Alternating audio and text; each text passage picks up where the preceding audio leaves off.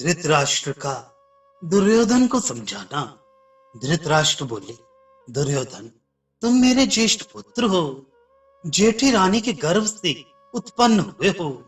बेटा, पांडवों से द्वेष मत करो, क्योंकि द्वेष करने वाला मनुष्य मृत्यु के समान कष्ट पाता है।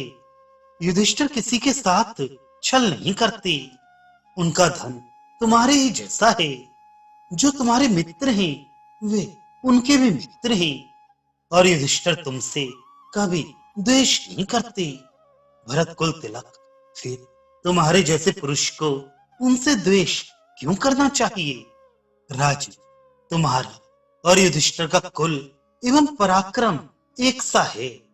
बेटा, तुम मोहवश अपने भाई की लक्ष्मी की इच्छा क्यों करते हो? ऐसे अधम ना बनो, शांत भाव से रहो, शोक ना करो।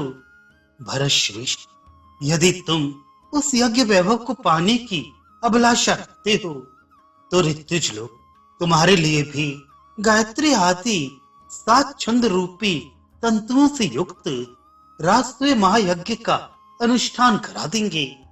उसमें देश देश के राजा लोग तुम्हारे लिए भी बड़े प्रेम और आदर से रत्न, आभूषण तथा बहुत धन ले आएंगे। बेटा, ये पृथ्वी कामधेनु है, इसे वीर पत्नी भी कहती हैं। अपने पराक्रम से जीती हुई भूमि मनोवांछित फल प्रदान करती है। यदि तुम में भी बल और पराक्रम हो, तो तुम इस पृथ्वी का यथेष्ट उपभोग कर सकते हो।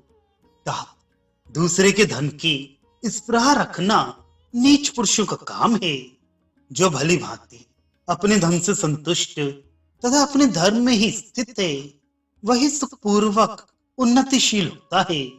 दूसरे के धन को हड़पने की कोई चेष्टा न करना।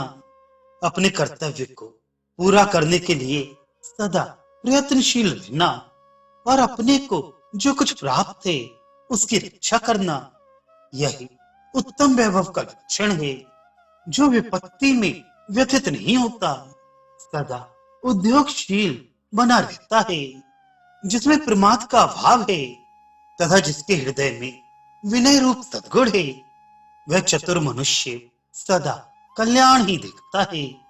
ये पांडु पुत्र तुम्हारी भुजाओं के समान है, इन्हें काटो मत। इसी प्रकार तुम भाइयों के धन के लिए मित्रद्रोह ना करो। राजन, तुम पांडवों से द्वेष ना करो, वे तुम्हारे भाई हैं और भाइयों का सारा धन तुम्हारा ही है। मित्रद्रोह से बहुत बड़ा पाप होता है। देखो, जो तुम्हारे बाप दादे हैं, वे ही उनके भी हैं। भरत श्रेष्ठ, तुम यज्ञ में धन दान करो, मन को प्रिय लगने वाले भोग भोगो और निर्भय होकर स्त्रियों के साथ क्रीड़ा करते हुए शांत रहो।